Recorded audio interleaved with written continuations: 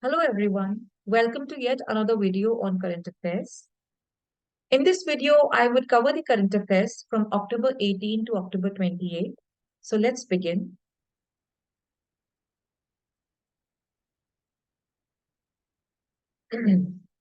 Indian Army clinched gold medal in 2023 Cambrian Patrol military exercise held in UK.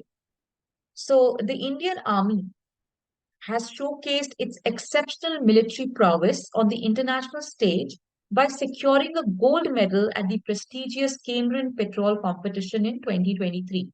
So the Cambrian Patrol competition, it is also known as the Olympics of military patrolling.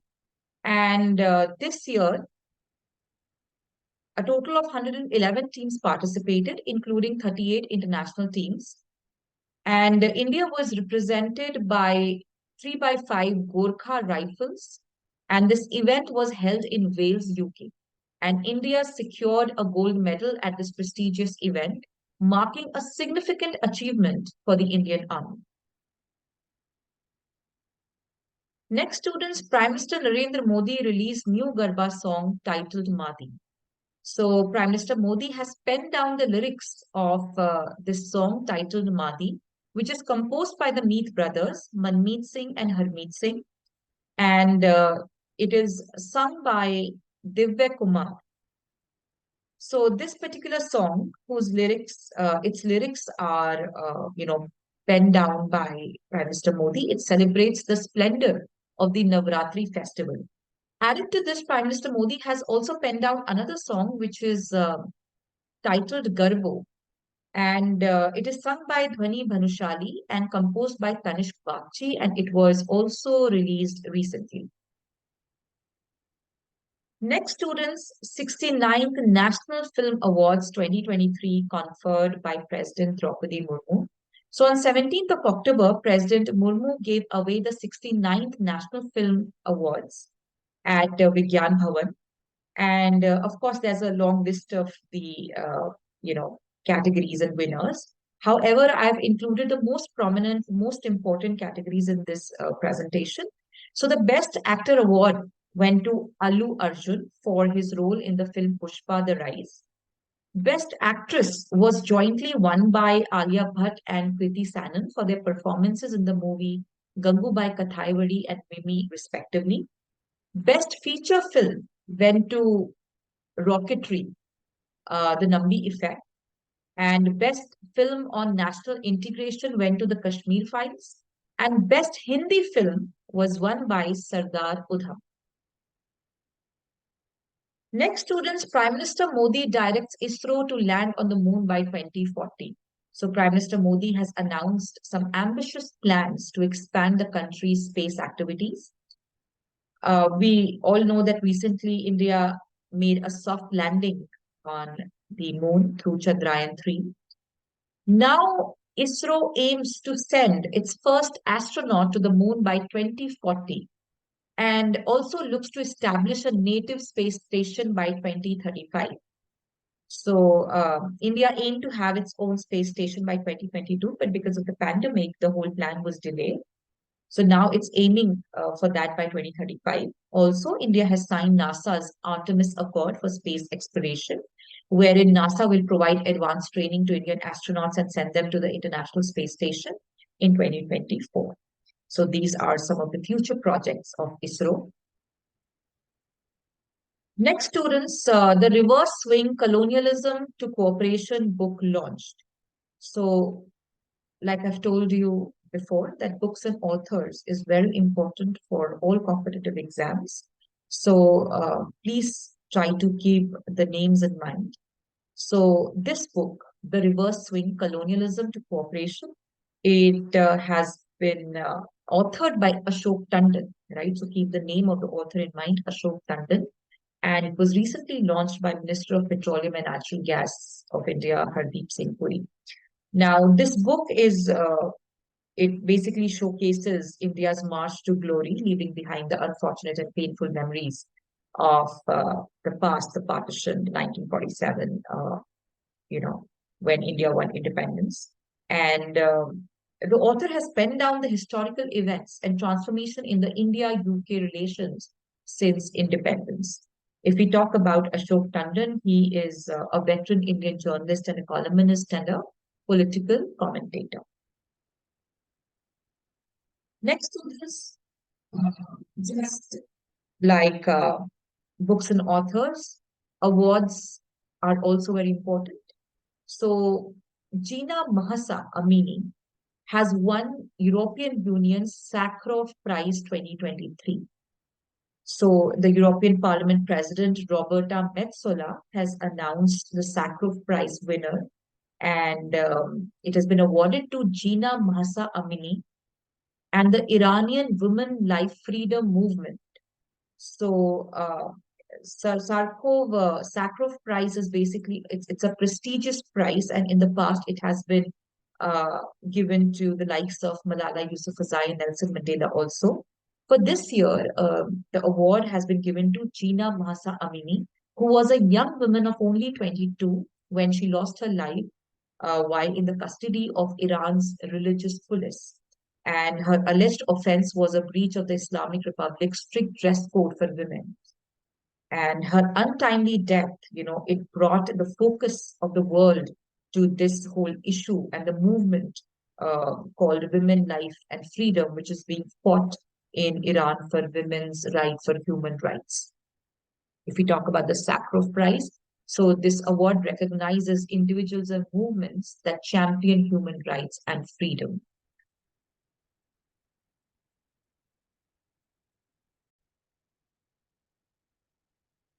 Next, students, Google launches Digi Kavach program to fight online financial frauds in India. So, tech giant Google has taken a proactive step to address the growing concern of online financial frauds in India. So, there could be a question that what is the name of the program which is launched by Google to fight online financial frauds? So, keep the name in mind. It is called Digi Kavach Students. And through this program, Google aims to combat fraudulent activities by understanding the strategies which are employed by scammers and also implementing the countermeasures. Added to this, this program also aims to foster a culture of digital literacy and empowerment to create a secure online experience for all.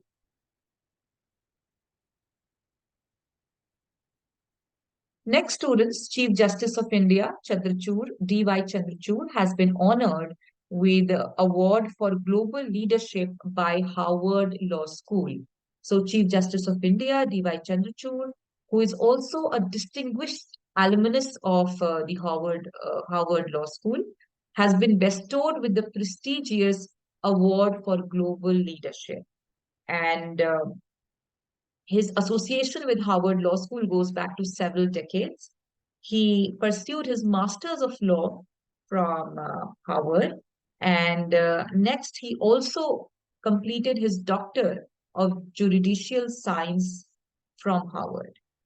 So, this recognition stands as a testament to his exceptional contributions to the field of law and justice. Next, students, ISRO's Gaganyaan test missions TVDY D1, a historical milestone. So, India, it has now firmly entered the race to send humans into space with its Gaganyaan mission.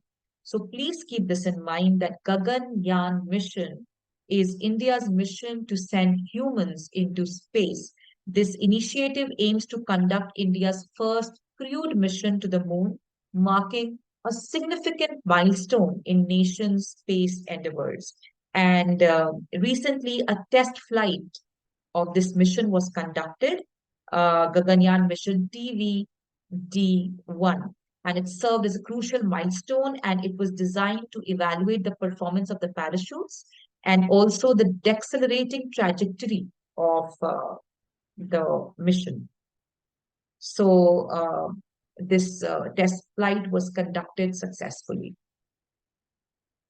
Next, students, Defense Minister Rajnath Singh launched Project Udbhav to promote Indianization.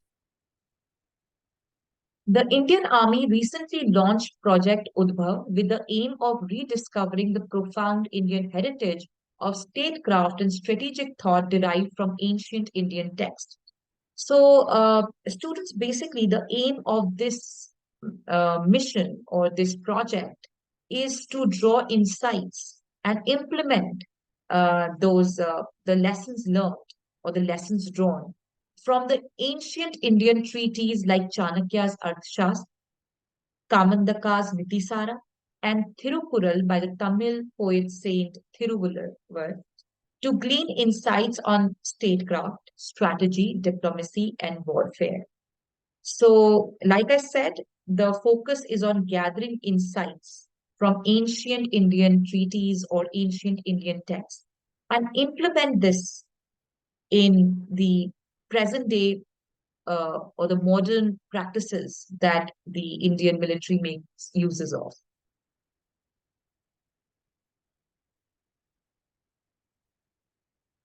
So, one of the striking aspects of Project Udbhav is to focus on the ancient Indian texts and teachings, particularly those of Chanakya. And very interestingly, these treaties are already a part of the curriculum of the United States Army War College, which is a prestigious military college. So, if foreign institutions are drawing insights or learning lessons from our ancient Indian texts, we as a country should also strive to make the best use of them.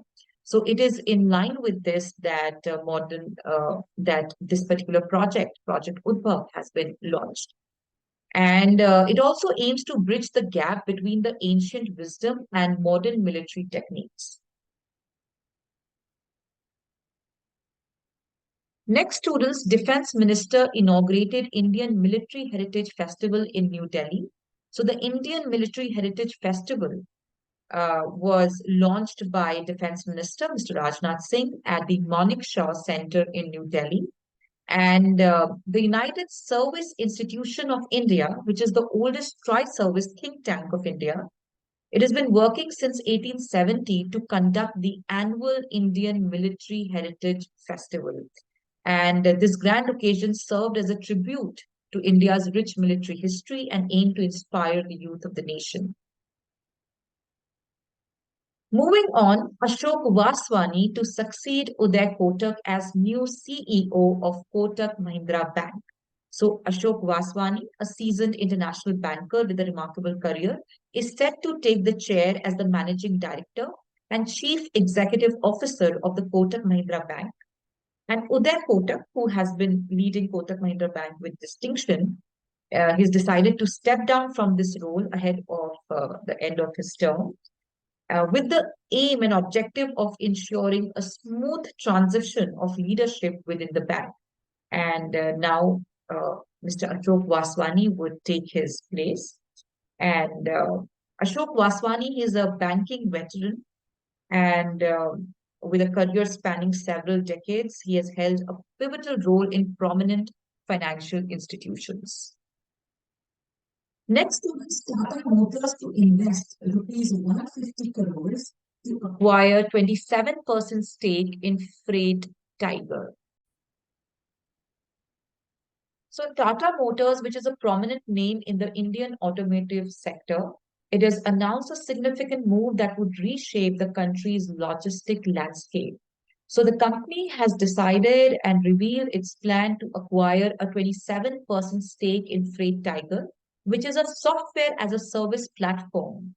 And it provides or specializes in end-to-end logistic solutions. And Tata Motors has committed to make an investment of rupees 150 crores in this particular company, securing a 27% stake in it. And this investment signifies Tata Motors' intention to become a significant player in the logistic industry, particularly contributing towards the digitalization and optimization of the logistic industry. So, what you need to keep in mind is that the name of the company, that Tata Motors, there could be a question, which company has Tata Motors acquired? Or for that matter, Freight Tiger has been acquired by which company? So please keep the name in mind. Next, students, India's first semi-high speed regional rail service Namo Bharat launched. So, students, India's expanding transportation infrastructure is set to reach new heights with the country's first semi-high speed regional rail service called Namo Bharat. So, this was previously known as Rapidex, is now, the name has been given Namo Bharat, and this innovative project is on the cusp of revolutionizing regional connectivity. And this also marks the introduction of the Regional Rapid Train Service, RRTS, in India. And this train students, it would come with state-of-the-art features. It would run at a remarkable average speed of 100 kilometers per hour, which would outperform both traditional and metro trains. And this is manufactured by Alstom students. Keep the name of the manufacturing company in mind, Alstom. It is a Gujarat-based company. And this particular project would not just offer convenience to the passengers, but would also bolster India's Make in India initiative. Next, students, Gujarat's Dhordo village awarded World Tourism Organization Award. Best Tourism Village Award. So the beautiful village of Dhordo in Gujarat has garnered international recognition, and it has secured a place on the list of 54 best tourism villages announced by World Tourism Organization students. It is situated in the heart of Gujarat and recently also hosted the inaugural tourism working group meeting of the G20. Next, students, Mumbai has been ranked as the second most polluted uh, major global city as air quality worsens. So, students, IQ Air, please keep the name in mind. IQ Air, it is a leading air quality measurement company, and it has released its rankings of the major or the most polluted cities in the world, and Mumbai, unfortunately, is second on the list. So Mumbai has ranked second most polluted city, and Delhi, which also faces significant air quality challenges, has ranked sixth globally, students. So Mumbai's AQI, Air Quality Index, so that has touched 160, far surpassing the safe limit. And with fine particulate matter, PM 2.5, students, please keep this in mind. PM, particulate matter 2.5, this is one of the most severe and the most, uh, you can say, prominent pollutants. And its concentration reached 14.7 times higher than the World Health Organization's guideline, students. That means PM 2.5 concentration in Mumbai, it not just breached the upper safe limit, but it also uh, touched, it was 14.7 times higher than the World Health Organization's guidelines, which just goes on to show that how severe the pollution is in Mumbai. And Delhi to experience dangerous pollution levels according to this rankings. And a study published in the Lancet revealed that around 1.6 million deaths in India in 2019 were attributed to air pollution. So pollution has a huge human cost as well as an economic cost, students. So the economic cost of pollution runs into billions of dollars, with premature deaths accounting for $28.8 billion. And like it's mentioned that Delhi experienced the highest per capita economic loss. Mami Film Festival began in Mumbai after a 4-year break. So the Mami Mumbai Film Festival made a return after a 4-year interval with a grand ceremony at the Nita Mukesh Ambani Cultural Center in Mumbai on October 27, students. So the Mami Mumbai Film Festival, students, it was held after a gap of 4 years, and it was launched at a ceremony at the Nita Mukesh Ambani Cultural Center, NMACC after a break of 4 years. And from it would be conducted from October 27 to November 5, and it would unfold over 10 days, showcasing more than 250 features and shots across 20 screens. And the festival would be opened with Hansal Mehta's highly anticipated film, The Buckingham Murders, and which is a gritty crime drama set in the UK starring Kareena Kapoor Khan.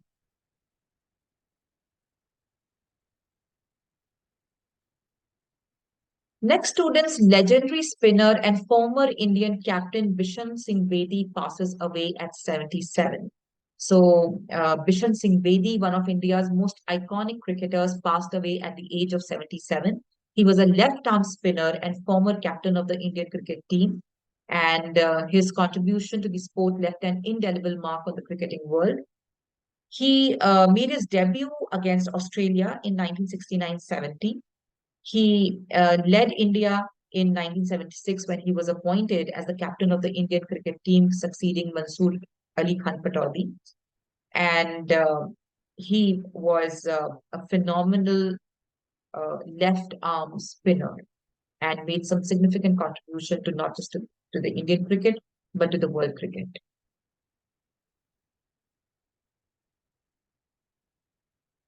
Next, students, India and Malaysia kick off exercise Harimau Shakti 2023 bilateral training. So, India and Malaysia launch exercise Harimau Shakti. Please remember the name Harimau Shakti. Between which two countries is this exercise held? It takes place between India and Malaysia, students.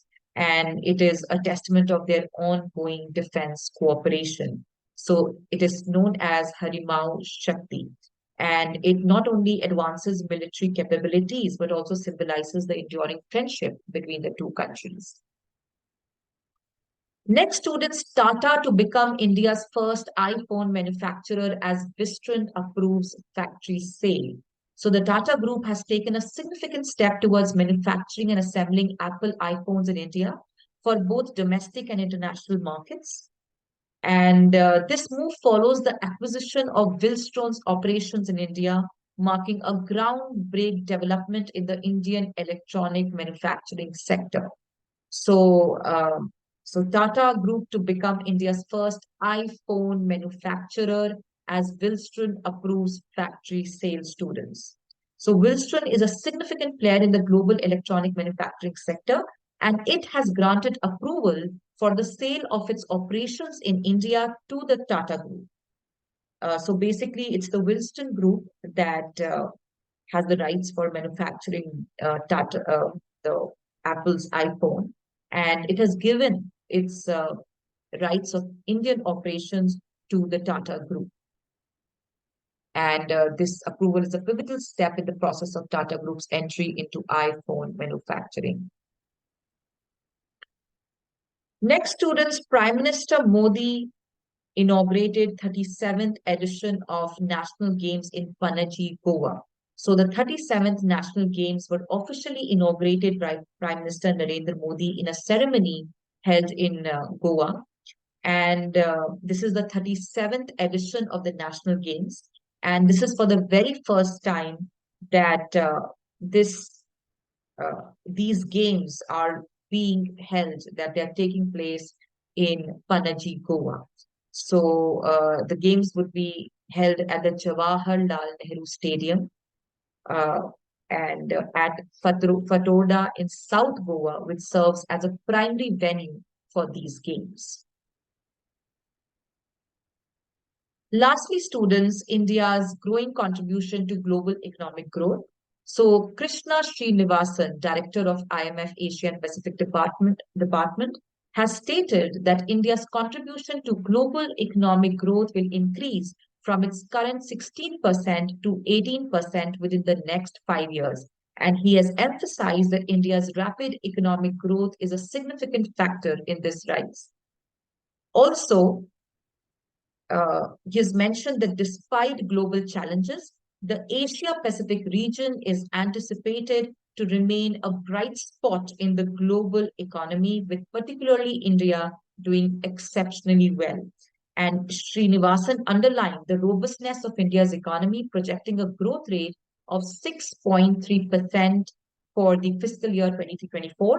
And this growth is supported by a number of factors, particularly strong government capital expenditure, increased private sector investments, and sustained consumption growth despite weakening external demand. So these are a few factors, students, that has contributed to India's strong economic growth. Number one, government capital expenditure, the capital expenditure that is being made by the government, and increase in the private sector advance investments, and sustained consumption growth.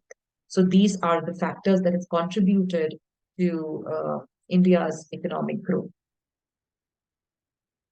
So that's all for this video, students. I would see you very soon with another video on current affairs. Thank you so much.